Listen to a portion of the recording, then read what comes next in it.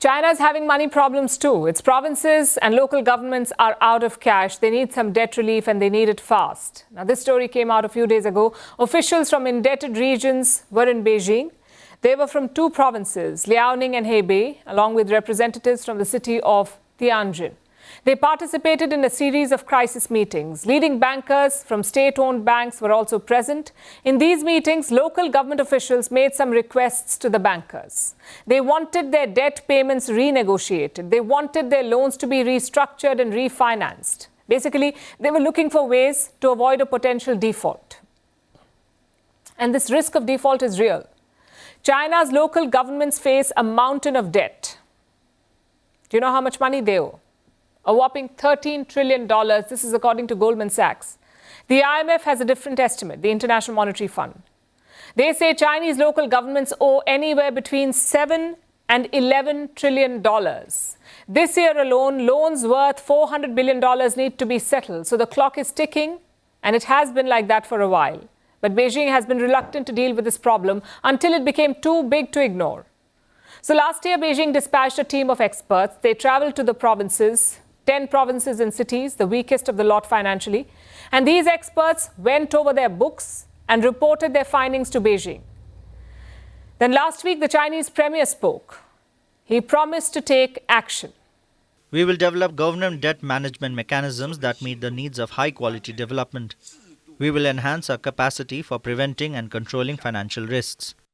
China's finance minister agrees with the premier. He's confident that this debt bubble can be contained. But what is China's plan? How will they pay off the trillions of dollars of debt? Their economy is valued at over $18 trillion. The Chinese economy, more than $18 trillion. Local governments owe at least $7 trillion, and that's the most conservative estimate. The worst-case scenario is some $13 trillion in debt. That's over 70% of China's GDP. Clearly, Beijing does not have this kind of money lying around. So how will it repay the debt? In January, Beijing offered some solutions to local governments. A program was launched to replace old debt with new low-interest government bonds. Beijing also told banks to reduce interest rates and to extend the maturity date on some loans.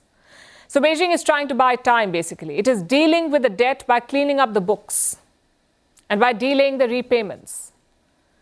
But it was not proving to be enough, which is why local government officials sought direct intervention from the bankers in Beijing. Thankfully, there has been no default so far, and Beijing is taking steps to prevent one. But these efforts are adding to the stress on the Chinese economy. Take the case of Yunnan. It's a province in China. In 2022, this province owed 1.2 trillion yuan. That's over $130 billion. That was their debt. Now, this debt has led to other problems. Earlier, Yunnan was funding more than 1,000 projects, including new highways and theme parks. Now, all these projects stand suspended. And this is a problem for the Chinese economy. Its growth is tied to infrastructure investment. It is the main vehicle that drove China's rise, infra investment. It is also what created this massive pile of debt.